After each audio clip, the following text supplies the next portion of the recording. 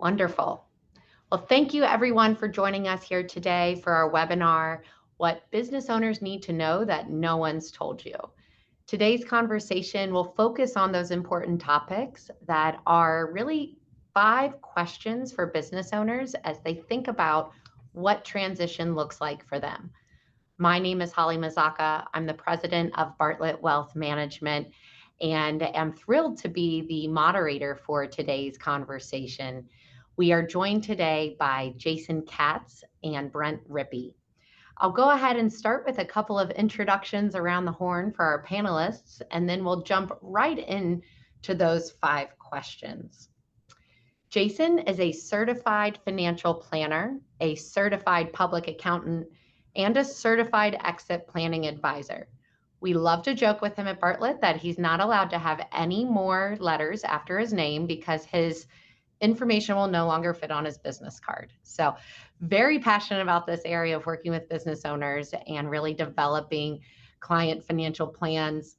Jason joined our Bartlett team in 2017, had spent a number of years doing single family office work and comprehensive financial planning, as well as public accounting work before that. Brent is a partner at RKCA. He has facilitated numerous successful transitions and led the firm to its current position as a leading independently held investment bank. He's deeply involved in the sourcing and managing of the firm's portfolio of direct investments as well. Brent gained a lot of management experiences through being on the operational side of the business world ahead of joining RKCA. And this operational skill really continues to add value to the firm's portfolio of direct investments and also helps him understand the seat that our business owner clients are sitting in. Brent is a certified mergers and acquisition advisor.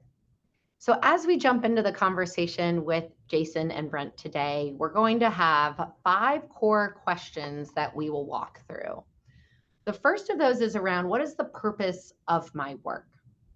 Number 2, we'll take a closer look at, how do I know when it's the right time to think about a transition for my business?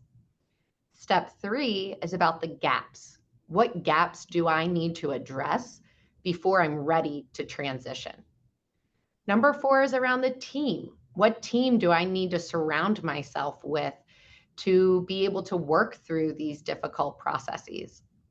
And finally, number 5 is around private equity and the role that private equity can play for some businesses where appropriate. All right, so let's jump into it with Jason and Brent here. I'm going to kick it off with a question for each of you. And Brent, we'll start with you first.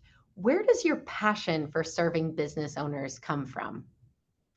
Thank you, Holly. I appreciate the opportunity to talk with everybody here today. I come from a family of entrepreneurs. I think most of, if not all, my family have worked in, owned, and grown private businesses in or around Cincinnati.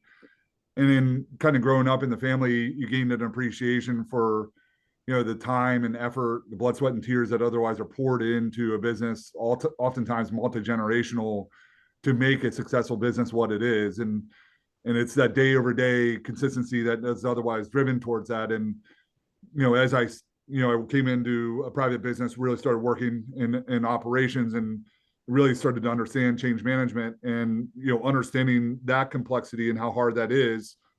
When I transitioned over to the investment banking side, it was certainly a situation where, we were helping people realize their life's work and connecting the two and understanding the responsibility given to us as the key advisor in that transaction, and understanding that we were really helping monetize or realize somebody's life's work led me to an understanding and appreciation for how impactful this was to all the stakeholders around the organization, the owners, the family members, the key management, and everything else. And that's really what got me really excited about the business and energetic about what we do.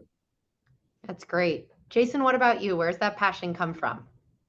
Yeah, I just have a ton of respect for business owners, starting a business, running a business, the incredible hard work, the 80-hour work weeks that it takes, the just the fact that you have people relying on you, you have your employees relying on you each day, you're trying to navigate the industry, you have your family members relying on you. So, and I've spent most of my career serving business owners. I've also had experience in a startup and working for a medium-sized family business. So I've kind of seen a lot of different angles, and I really just enjoy coming alongside business owners and helping them to achieve their goals and just in various capacities. And so through our work at Bartlett, we discovered that a lot of our business owners were craving a little bit more in terms of service around this area. And so we came up with our 5-step process, which you're seeing here on the screen. And it really starts with the why behind why we're here, defining your purpose. And then we go into assessing the business and how does that all work with your personal finances, and then putting the team together, the exit plan. And then finally, step 5 is really the manage your wealth piece of, are we doing wealth management services? Are we doing family office services? So there's a ton of value that can really be added at each one of these steps. And, really today, just focusing on a lot on actually numbers 1, 2, and 3 are really what we're talking about today, and even into 4. That's great. So as we jump into starting with this idea of defining purpose, I'd encourage our attendees to utilize the Q&A function down at the bottom of your Zoom screen to add your questions along the way. We'll work those in throughout the conversation, then also leave some time at the end. And also utilize the chat function. So any perspectives, any ideas that you'd like to share along the way, we'll be keeping an eye on that as well. So let's take a look there at that first item of purpose.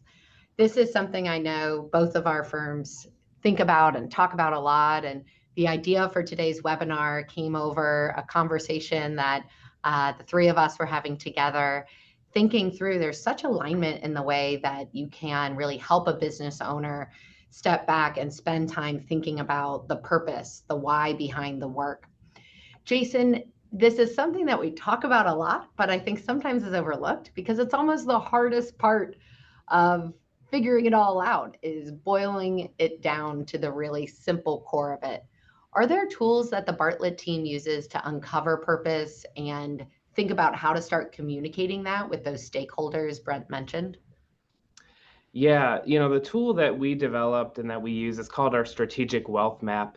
And, this is a tool that we use, and Holly and I did a webinar about this a few months back, really diving deep. So I'm not going to go super deep into it, but basically the idea here is that the business owner and hopefully their spouse can independently go through this process of discovering the why behind their wealth. Why are we here? Why do we build this business?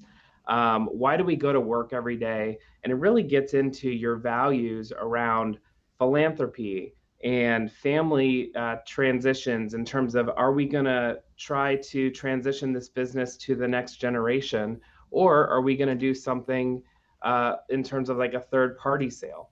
So the tool is really developed to discover and record the purpose of your wealth. And then, sometimes these are the first times where spouses are actually talking about and sharing these items with each other. So it's a really interesting way to start the process, but it's very intentional, right? How do we know how to plan? How do we know what kind of strategies to employ if we don't really start at that high level and really understand what's the ultimate purpose? What are those values? And, as we look, so that's really kind of on the personal and family side. Of course, the business is a huge part of that. And I think, Brent, you go through a process on the business side that is very much aligned and goes along with this as well. Absolutely. Yeah, no, we, just taking a step back, we do, we've done historically a lot of traditional sell-side M&A processes, and we are getting involved in our processes, let's say in the early genesis of the firm, and getting deep. Somebody would come to us and they caught a cancer diagnosis, or they were just overworked and overwhelmed, or they felt it was time and they were wanting to sell their business. And we would take the fact set and run them through the process, and getting very deep in the process, the 8th or 9th inning, and realizing that the business owner, rightfully so, was focused on the things that were most important to them prior to the transaction, which was growing their business, finding their next customer, finding their next supplier, hiring their next person. And as a result, they didn't take the necessary time to define, what does good look like out of my transaction, and how are the actions that I'm currently taking going to impact that outcome. And everybody naturally gravitates towards the headline components, which are, the let's say the value, the valuation of the company, and the time frame under which they want to see the transition. But then there were all these other soft tier components of legacy and retention of key management, and the people who got me there, and making sure they were taken care of, and Grandpa hung the name on the door, and I want to make sure the name exists post transaction. And there were this myriad of other softer issues that were impacting deals. And what we found on a recurring basis is they would get late in these processes and be having to compromise on some fundamental components of things that they really wish that they hadn't had to compromise on. And frankly, as a result of the lack of planning inside of their business exit, maybe the single largest transaction that they'll ever do in their entire lives, they were sitting here saying, shoot, I could have fixed this had I known it was going to affect me in this way or play out in this way inside of the transaction. So we really started investing in heavily products that tried to go back all the way through the chain to try to provide not only the visibility and planning components, but as well as the execution map that lead to the decision to ultimately enter the market and sell the business. And this is an example of where we start. We really believe that there are multiple stakeholders around a business that ultimately influence a transaction. And we've started laying out, essentially an analysis report that allows you to involve, different individuals to really try to map, okay, again, what is the target we're trying to hit as an organization and as, out of this transition? And what are all the factors that each of the independent parties need to resolve to help affect the ideal outcome? And so it really gives you a lot of visibility and a lot of intelligence to sit there and say, okay, do we have alignment? And if not, how are we going to otherwise get alignment to the singular target? And then the second component of it is really driven off of what is the action plan that could help us take these necessary steps along the pathway to make sure we're hitting our objective at the time that we're ready to sell. There's a couple of core items. I was just jotting down some notes here that I see across those two processes, and it comes down to this idea of communication and making sure all parties are informed and engaged along the way. And also preparation. This is not something that can really be done overnight if you're going to do it the way that's most valuable. And a lot of intentionality. Don't let this be a happy accident. Don't let this be, you got a great inbound offer and you say yes without fully digesting what the total picture and package may look like. And what I think is so powerful about both of these tools, because that's all they are, is tools, right? I mean, you have to do something with the tool, is that it can become your North Star. It can become that place that you refer back to over time. And as you start to get down the line, you say like, oh, well, this, is a higher valuation, but is it really meeting the things that I said 6 months ago were really important to me? So I love that idea of using the tool, but coming back to it over time as setting that direction of where you want to go. So let's talk a little bit about transitioning. How does a business owner know when they're ready to transition a business? How do they make sure that they're not, waiting too long? Yeah, and sometimes, unfortunately, business owners don't get to decide that, right? So there's a stat out there that says 50% of business exits are caused by one of the 5 Ds, and those Ds are death, disability, divorce, distress, and disagreement, right? So the concept that comes to mind out of thinking about those things that are some of them uncontrollable are preparedness. So do you have those contingency plans in place in the event that one of these 5 Ds happens, right? So those could be buy-sell agreements. Those are mostly in the legal area, but really trying to think about what does the business look like without you running it every day. Now, for those on the other 50% who are lucky enough not to experience one of the 5Ds or have that force an exit of your business, the concept here is readiness. So, Brent's going to talk a little bit about from the business side, is the business ready? But, the non-financial aspect is really important too. So what are you transitioning to versus what are you transitioning from, right? So what does life look like for you post-sale? Have you explored those things? Have you started to kind of practice retirement, if you will? We talk about this with all of our clients, regardless whether they're business owners or not, because it kind of doesn't get enough thought in terms of, what does that day look like?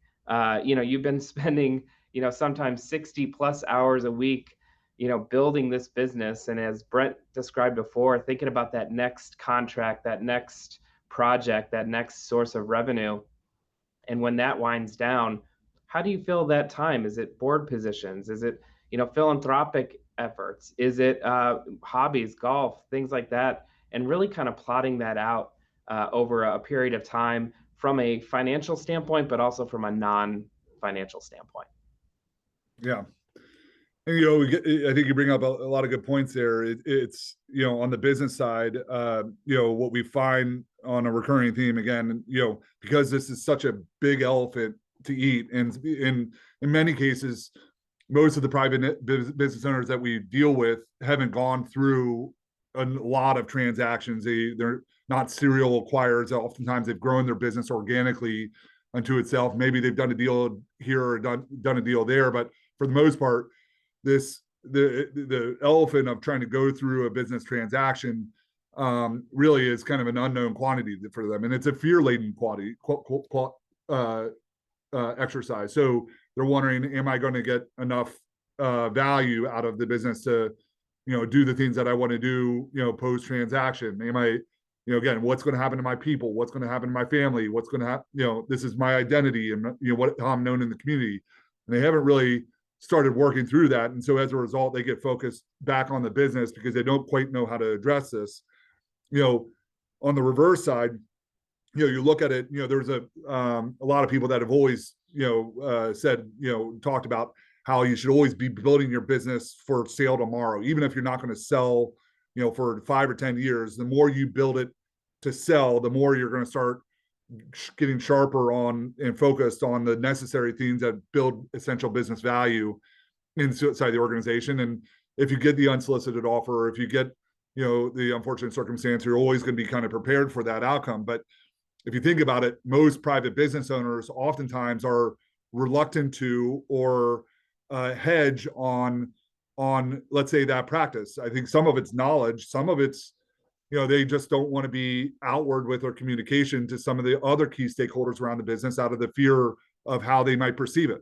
So I don't want to tell my customers that I'm eventually going to be for sale because they might leave me. I don't want to tell my employees because I'm concerned they might walk out the door. And, it's interesting when we talk with a lot of those individuals, we oftentimes reference back to the private equity model, where these businesses, this is one of the things that private equity firms, for the most part, do really, really well, is those businesses technically are really always for sale. Every 5 to 7 years, they went from when they buy the asset to when they sell the asset, that asset transitions. And so, they somehow still maintain customers, they're still somehow maintain employees, and they still drive company value over that period of time because they're focused on those essential things. And when I look at the process, I look at it and say, the private business owner, the entrepreneur, really needs some sort of senior executive valuation or business transition, competency on their board or inside of their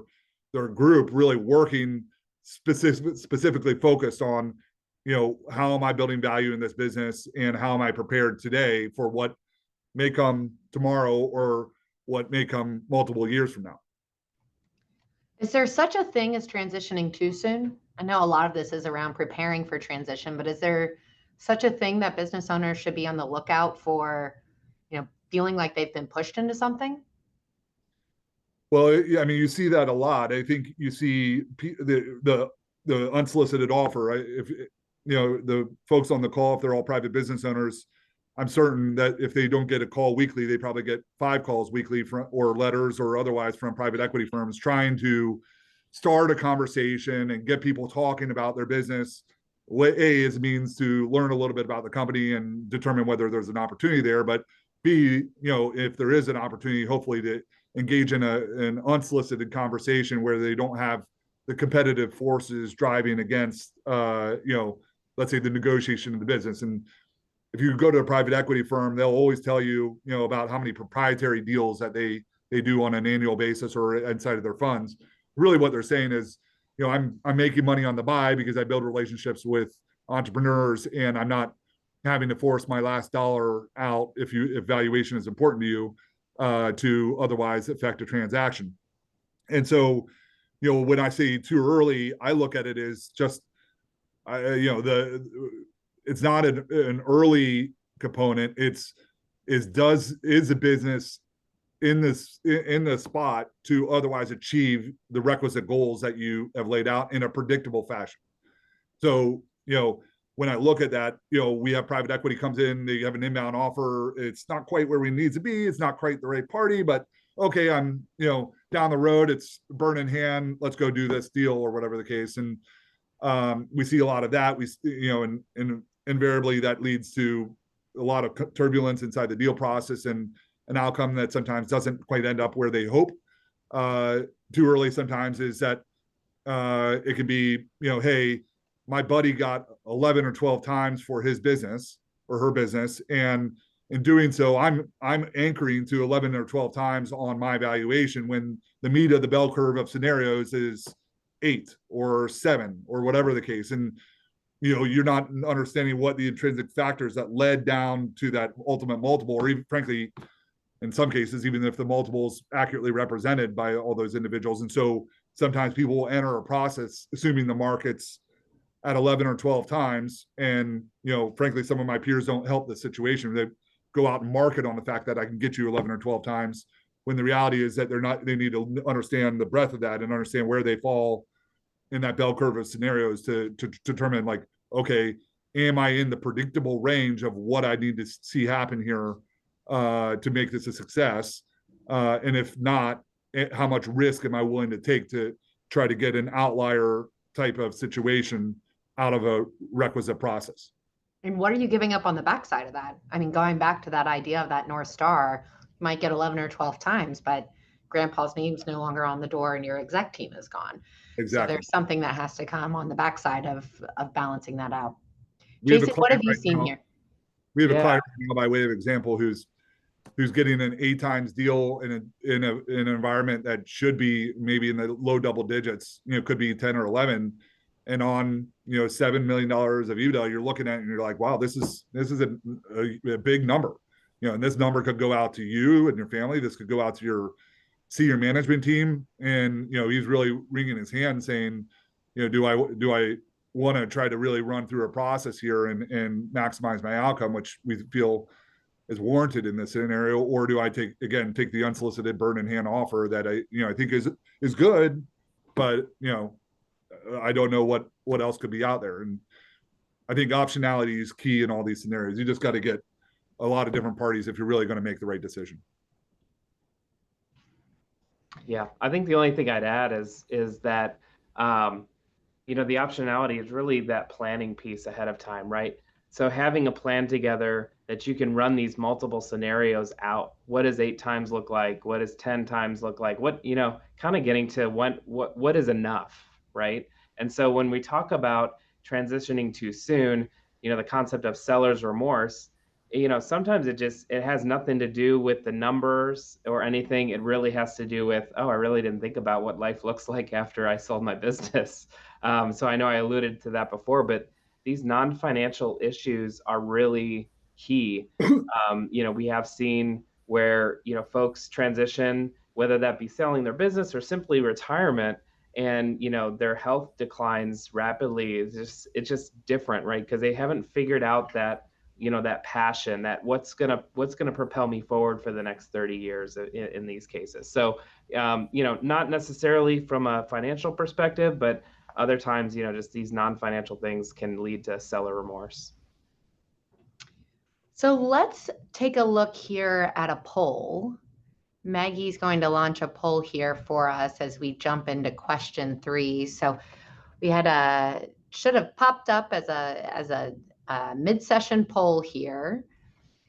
And let's take a look at these questions. We'll ask that all the audience respond to these 3 quick questions just to get a sense of where people are in the process, what things are going through your mind, where there are some concerns. And Brent and Jason will be able to quickly take a look at this and then start to provide some feedback as we work through the next 3 questions that we should be addressing. So question 1, I feel confident that the eventual sale of my business is going to result in my desired outcome for both the business and the stakeholders.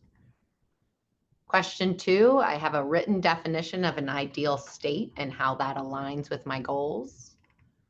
And then question 3, I'm confident that I have effectively communicated my intentions for the business with key stakeholders. Let those roll in for a minute here. Next time we need to get the Jeopardy music. There you go. Anyone who works with me knows you don't want me singing the Jeopardy music. So while we wait for those to roll in, let's go ahead and jump into question number 3. So question number 3 is all around this idea of determining the gaps. This is one of the things that I don't think a lot of people want to talk about necessarily, but as we look at this, there are a lot of things that we need to do to transition a business. Where are your clients seeing gaps in their process? And where do you think business owners should be spending their time to really get ready for what that looks like? Jason, why don't we kick it off with you? Yeah. So, one gap that comes to mind that we really work on is what we call the wealth gap. And simply put, it's just the gap between where your assets are today and what you need in your assets to achieve your goals. And so, as we know, a lot of business owners, most of their wealth is tied up in the business itself, as excess cash flow has been going to grow the business. And that's why you have a profitable and valuable business today. But it really gets to this concept of, what do you need from the business transaction in order to achieve your goals around whether those be philanthropy or vacation home or gifting or advanced estate planning. So, this is a concept and something that we go through with clients. And really, there's only one way to solve this riddle, and that is to put a financial plan together to kind of say, okay, here's where you're at today, and here's what you want to do, right? So you go through that strategic wealth map to really identify what these big goals and values are. And then you go through that financial planning process, which really plots out the cash flows and what you need in order to maintain your lifestyle. And then maybe add on certain items of travel or gifting or philanthropy. And you really get to that point of now circling back into the business and say, okay, well, what do we need from the business in order to make this all work? And what are the guardrails around that? And what are the stress tests that we can do around that? What if we have tough markets in the future? How does that work in the plan? And that's all part of that process. And so it gets to the point of, you get to that question of, okay, we need the business to be worth X or Y. And it's really kind of both at the same time, then we lean on folks like Brent to say, okay, well, where's the business today from a valuation standpoint? And what are the gaps inside the business? And what do those gaps look like? So Brent, which gaps are you seeing business owners focus on? And which ones do you think are most valuable for the business owner to think about? Yeah, it's interesting that when we get into these scenarios, there's a common set of issues that oftentimes arise regardless of the business or industry. Mhm. Things like, you've got to have great stewardship of your accounting records, making sure all that's in the place. Oftentimes you want to start, maybe up to about a year prior to the decision to enter the market, you want to get a sell side quality of earnings done with your CPA firm. I think there's a lot of value driven off of doing pre-marketing of the business to some of the likely buyers well ahead of your decision to ultimately enter the market. And you've got to be sensitive to that because obviously from a confidentiality perspective, you want to make sure you're doing so in a proper way, that you're not exposing the business to risk or otherwise. But there's a way to do that, to otherwise go out and talk to some of these prospective buyers and understand, what is it that you're specifically looking for, and where do you see the most value in a business like mine? And here are maybe a limited data set. Let me ask you a number of questions about how I'm performing in comparison to what you are prospectively looking for. It gives you a heck of a lot of intelligence on who the likely buyers are and frankly what they're after, which might lead to some decision making on what you intend to focus on, as a management team over the next quarter, over the next year, as you lead up to that point. Other common gaps, we have, the workload that goes along with actually selling the business, oftentimes is all truncated to, the couple months right before you enter the market. And things like building the data room, building the book, all those types of things. And I think there's a lot of value in starting that exercise many years before you do it, because if you can get the data room built over time, it offloads all that workflow that from the time of the transaction when you really need to be focused on potentially other things.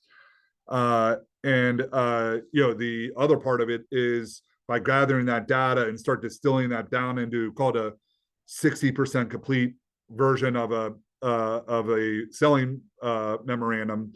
It allows you to start to see gaps in the logic or the argument of what you're trying to convey to the market. So, example would be, we've had people come in and say, we're the best at sales. We're really great at sales. That we, anytime we go in and pitch a customer, we always win those deals, and so on and so forth. And it's interesting, sometimes you're trying to say, okay, where are all the data points that otherwise lead to that? And sometimes there's an absence of data points where, we don't have, the sales stages defined properly. We're not capturing real-time data. We're not looking at conversion ratios. You don't have the data that is otherwise supporting the anecdotal argument that you're supporting. And to try to recreate that at the time that you decide to sell and go backwards and understand what has been done in the past, you're at a diminished capacity to really understand and get real understanding of that information. Whereas if we can get out ahead of it, we understand that, hey, here's a gap in the book that isn't supported. What are the data points that we can put on it now as we're leading up for a transaction 2 years from now, 3 years from now?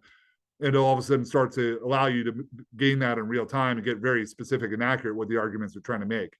And so I think oftentimes when you see gaps, especially when they're specific to the business, it's really as a result of some of the business attributes that you're trying to communicate to a buyer. And that it's anecdotally true. You just haven't gathered the proof that a buyer is what otherwise going to anchor to when they're ultimately giving you money for that outcome.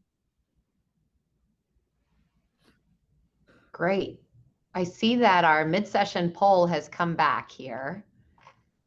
Not sure if all the viewers can see it on their side, but as we look through here on our first question, I feel confident that the eventual sale of my business is going to result in my desired outcome for the business and stakeholders.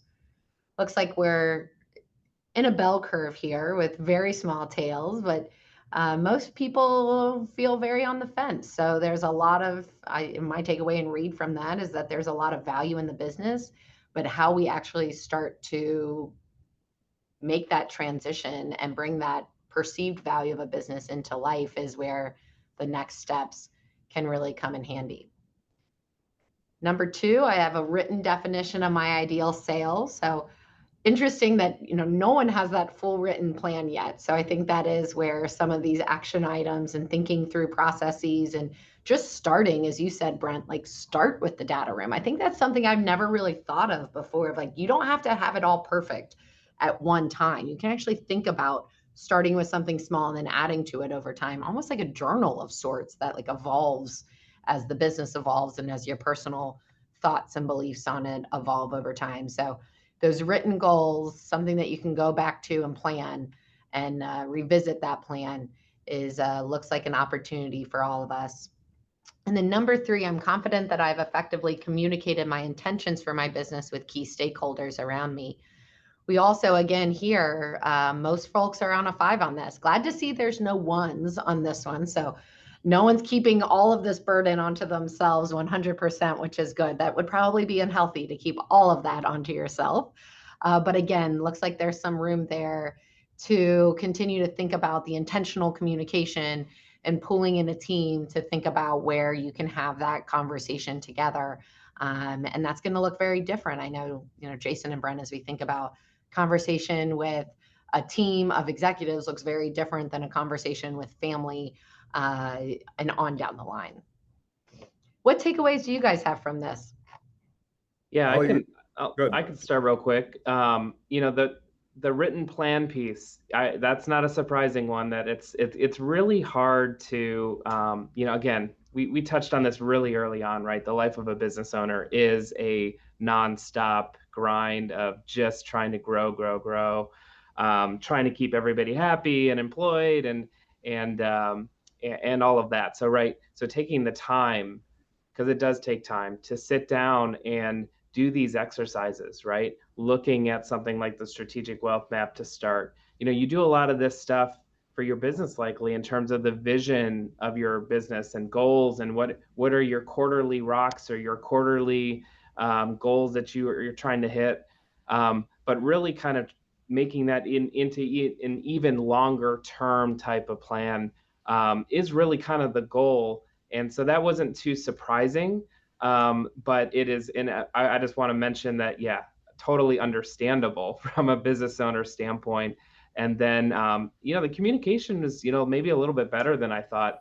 And I think, when we've talked, when Brent and I have talked about this, just the communication with key advisors and even customers and suppliers it's a dance, it's a challenge, but it's something that is necessary and can really add value to the whole process. Yeah, and echoing Jason on this, I think this is relatively in line with what I would expect to see out of a lot of the clients that we typically deal with. And when I look at this, it's always interesting to me, from a communication standpoint. It would be interesting to know, like, okay, how far have you communicated? Is it just at some point I'm going to be selling the business, or is it like, hey, here are the specific intentions. I want to go for this goal, and I want this attribute out of the business, and so on and so forth.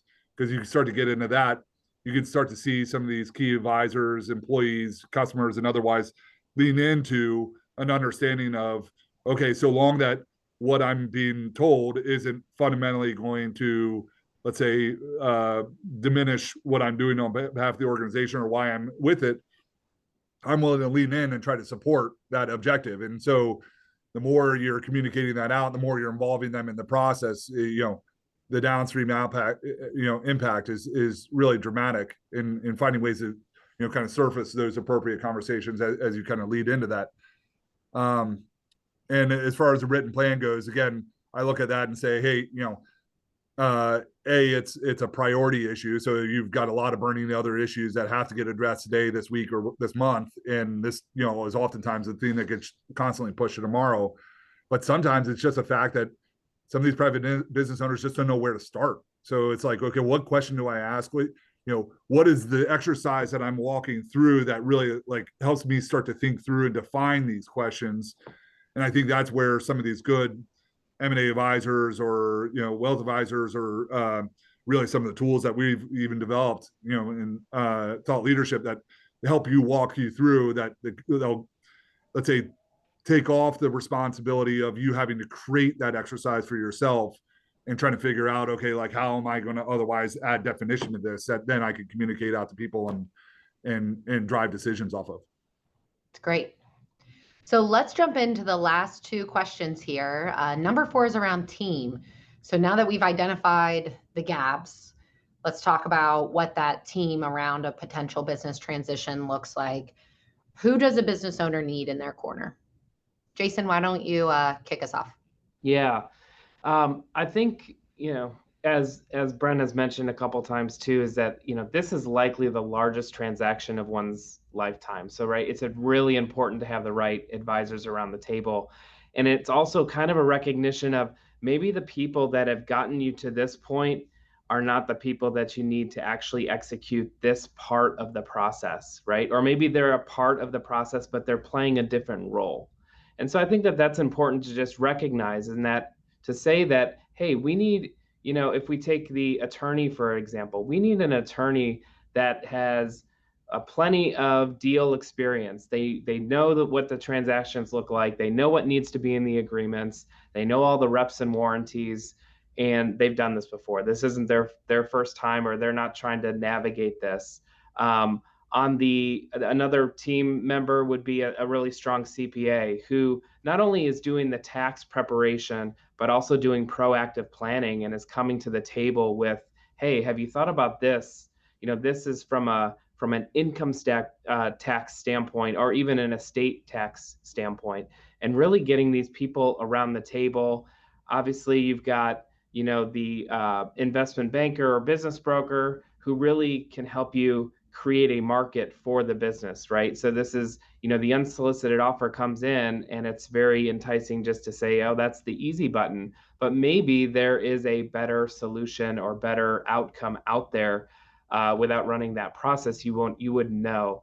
Some other folks on the outside could be in the insurance industry, valuation experts, estate planning attorneys. But again, I think the point is really getting people around the table aligned, understanding what your ultimate goals are. So doing some of these things that we talked about before of defining what those goals are is really important to then bring around and clue everybody in, so we're all on the same page saying, okay, how do we define success here? Is it just the highest number, or is it some of these other things that we've been talking about too?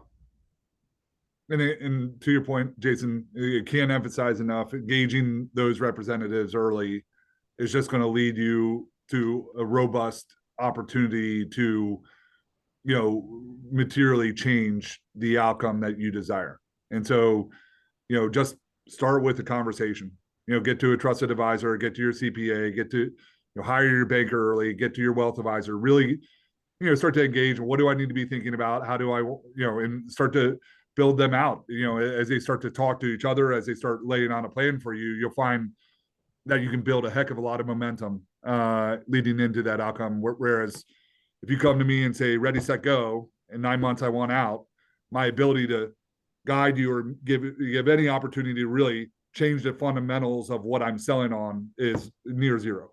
And so in that instance, I'm just running my process and trying to maximize the facts that I got.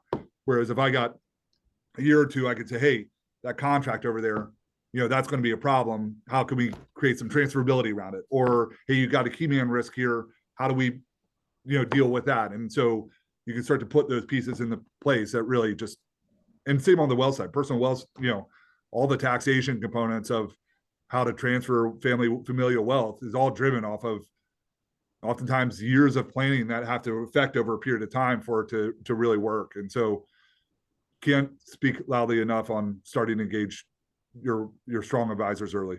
Mm-hmm. I think you bring up a really good point there on momentum, and this idea that I think sometimes people are worried that it will bring inertia into a process of, oh, I have to bring the team together, and being clear that it doesn't mean that every team member needs to be at every meeting along the way, but having everybody on the same page with updates shared out along the way so that you can have this disparate team working together as one, but kind of on their own train tracks is the way that I think it's so powerful to think about what momentum can be pushed along in a process if everybody's able to do their best work along the way. That's awesome. Let's wrap up with question number 5 here, the role of private equity. So we think about, there's all these solutions a business owner can consider. One of those that's a possible avenue is private equity as a potential buyer for a transaction. Brent, what does this look like? Who's involved, and what does that landscape mean for business owners today? Yeah. I mean, private equity has been just a growing force in the capital markets. There's been more money raised off of the idea that, private business owners who are baby boomers or otherwise who are going to be retiring from their businesses and transitioning them to third parties. And you're oftentimes seeing these multi-tiered funds where, the fund had a relative success and they were on to fund 3 or 4, and then all the lieutenants spun out and now they have their own funds, and it just is tearing down. And so the number of private equity firms that are out there is more healthy now than it's ever been, and continues to grow. And the private equity markets really are the heartbeat that is driving valuation for most businesses in the middle market. And so not to say that there aren't other competitive buyers that are running around out there, but these are professional buyers who have capital that they are under mandate to deploy. So they got to get the capital to work. Otherwise, they're not getting their incentive compensation and everything else. And they're serial deal people. And so they're structured in such a way to, buy, grow, and sell businesses for that strict purpose. Whereas in some of the corporate M&A, called the strategic add-ons, it's interesting. We end up in some very large corporations and trying to sell businesses, and they don't have a corporate M&A function or somebody who's dedicated to that. It's the tier 2 or tier 3 responsibility of the CEO or the CFO. And oftentimes, if that CFO is busy on a whatever topic, their ability to respond in the same way that a private equity firm does, oftentimes, they're at diminished capacity. Unless they've got somebody whose sole focus is to process that information and determine how they want to engage with prospective opportunities. And so, I think the private equity business really, either as a stalking horse for other parties to push them up the market, or as the ultimate buyer, really are, the highest valuations that you find out there, especially the private equity backed strategics, because they've got a platform and they're trying to add on to it, and they've got a synergistic reason for making that addition, plus the professional buyer set and ready set capital. But they are, it's an interesting group because, I think the other part about private equity that you see out there is you see all the horror stories that end up on the front page of Wall Street Journal and the bad reputation of private equity. And that's certainly out there because you got to determine who's really good and who's really bad at the end of the day, because they're both out there.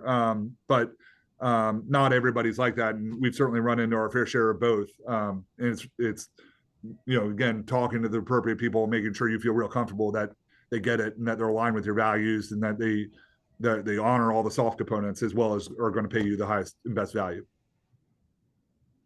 So a good reminder that it's not a one size fits all. It might all be lumped under this moniker of PE, but it's a pretty disparate landscape. So really working with a team that understands what all those different options are and leaning into your business network to understand what the pros and cons of the various partners in that space are is really critical.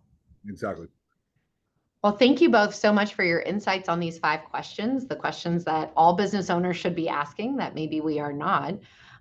Let's wrap up here with a couple of Q&As and see one that came in here around talking with kids and this idea of quote unquote ruining the children. How do you think about that? How do you navigate that as a part of what is sometimes a very public business transition? Yeah, I'll take a stab at this. Again, talk about no one size fits all. This one would be in that category. But I think one thing that does fit all is just clear communication is important, right? So sometimes if you're silent around these topics, that can also lead to bad things as well. So I think all else being equal, maybe some of us say, well, we're just not going to talk about it. And so but unfortunately, the parties to this in your family might be making their own truth around things. Oh, this person's getting this, I'm not getting that. What is fair and equal? So I do think that, family meetings and really talking about, again, these kind of bigger stewardship of your wealth. What does it mean? Why did we build this business? What is the source of wealth? How much work did it take to get here? And then where are we going from here? Like, how do we pass this torch along? And, what does it mean to have this kind of wealth? What kind of responsibilities come with that? And, all of those conversations, they don't require you have to share the balance sheet with every party involved, right? You don't have to talk about money and dollars and figures and millions and these things that could, potentially affect folks' behavior going forward. You start with just kind of an overall conversation and really, try to understand what do these family members see their role in this whole enterprise going forward. Absolutely. It's interesting. We actually had a family implement EOS inside of the familial structure, really kind of anticipating around around an anticipated sale of the business. And, the focus there was, how do I, the patriarch had built a small empire, and they had looked at this, and he hadn't given a lot of guidance. He was, up in age and hadn't given a lot of guidance to the, people around the second gen or the third generation as to, what his intent for the business. He just built a big business, right? And, fortunately, while he was still alive, the family started implementing EOS and started defining the family purpose and mission. It started tearing down into, accountability structures, who gets to do what within this structure, what are the instances by which we use this money, and specifically when is it not utilized. So everybody now all of a sudden had an architecture that they could understand. Okay, here's how I interact with, what is this family asset at the end of the day, and what is the process by which decisions are made, and the suggestions that would be heard versus the ones that would go unheard. And again, the accountability structure, if anybody's familiar with EOS, they had him, the second generation was the integrator, and they had different people responsible for different verticals, and this basically ran L10 meetings around that initiative. And it really was quite fruitful. But again, it gets back into this business, the family planning component of how am I investing in what I want this to be. And if you leave it undefined, the likelihood is that the child or family member is going to define it for themselves, some of which the time you might like that, and some of which you might not ultimately like, where they choose to otherwise dedicate those resources. And so, like everything else, the planning, getting out ahead of it, is going to lead to potentially a different outcome.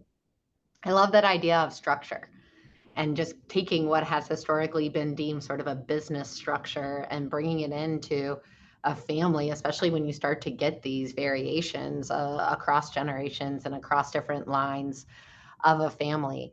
The last comment that I'll add to that from the seat that I sit in is really around the idea that this needs to start when people are pretty young. You can't change perspectives and values when someone is the kid and they're 55 years old. I think that's sometimes where we see that people avoid having those conversations along the way. I don't want to spoil my kids. I don't want to do this. And it's like, that's great. To Jason's point, though, you can still have these conversations around a dinner table, on a family vacation, writing letters, sharing stories that instill the why, instill the values, and start to drip on people. And you'll hear some of that language become mirrored back over time of, we have clients come and say, my kids reminded me of the why I started this business. And it was pretty powerful to hear it from them back to us and helping me think about what it means for our grandkids. So wonderful. Looks like we have one more question that came in here. If a medium-sized company has expanded its business and is now more family members involved in management positions, but they don't own any shares or haven't taken a stake in the company, what steps can a founder take to sell the business while avoiding conflicts within the family members, thereby ensuring a smooth sale process? This is a tricky one. Brent, what are your thoughts on this? Well, I can tell you what the majority of people do, which is we try to keep it quiet and only involve the necessary parties only when they absolutely have to be involved. And then ends up, resulting in a communication stream that goes downstream to the family members, at the time of the sale, which can add a heck of a lot of turbulence to the deal, and can lead to misalignment that we talked about before. And so, unfortunately, I mean, we had a client a number of years ago who we were 2 weeks out from closing, and I'm talking about it with him about how, if he's ready and how's everything going, how's he doing personally. And he revealed to me that he hadn't shared the fact that he was selling the business with his wife. And I was like, oh my God, like, holy cow, this is, what happens if she doesn't want you hanging around the house? Anyway, so that's neither here nor there. It's just, I think the fear of what that conversation is going to be oftentimes drives people to either delay the conversation or not have it at all. And I think what you need to start thinking about is, okay, again, whether it's with you and your board, or you and your key advisors, or it's you and an M&A advisor, it's really starting with the question of like, okay, let me write out the list of concerns that I have here. Bob, Bill, Sue, I think he's going to be worried about this. I think he's going to be worried about that. I'm going to think she's going to be worried about this. And these are all the fears that I have concerns about, that if this were to play out, I would have a real hard time communicating this. And so if you could start to identify and really write those components down, now all of a sudden you can really start to talk about risk mitigation. How do I approach this in a way that addresses this need in such a way that they'll hear it, that they'll understand why I'm doing what I'm doing, that I can accept feedback.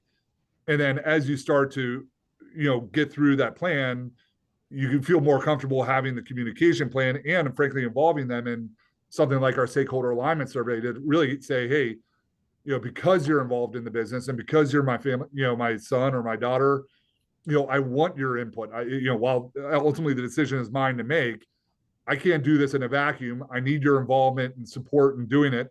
And I need to trust that you can help me weigh in on how are you looking at this? Because I need to factor that into my decision making when I go talk to prospective buyers, or who might be the right fit, or whether I make the decision to sell and when. And so, I think it's just, start with the issues first and start to map that out. And as you start to do that, you can start to lay action plan and start to run down the curve, if you will, of surfacing the conversation.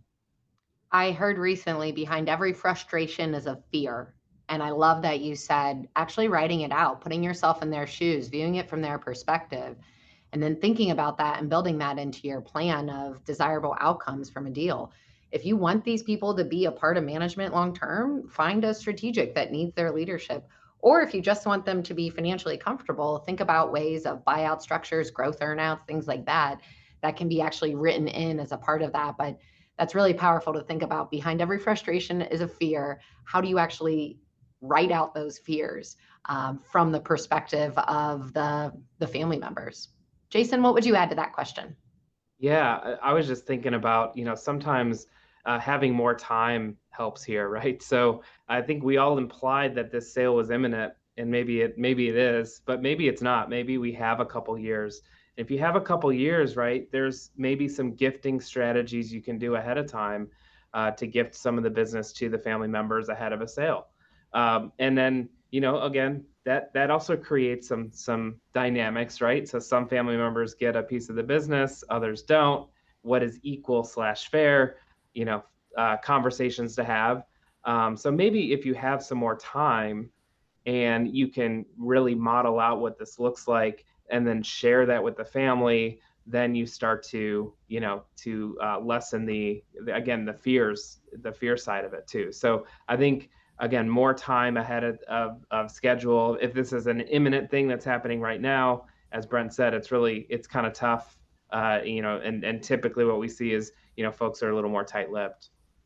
One thing I'll add to that, there's a heck of a lot of things you can do if there's intention to transfer part of that wealth down to the kids in some form or fashion.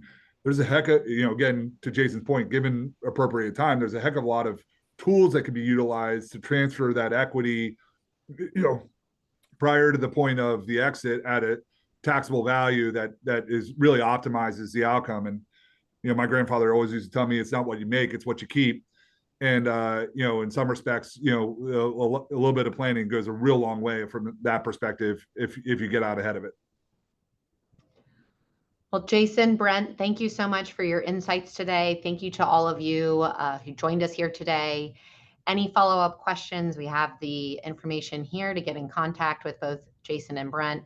We'll be sending out some summary information. And for those of you who weren't able to join us live, or if you want to share this recording out with others, we'll be sharing the recording out as well after today's event. So thanks again for joining us, and we look forward to seeing you next time.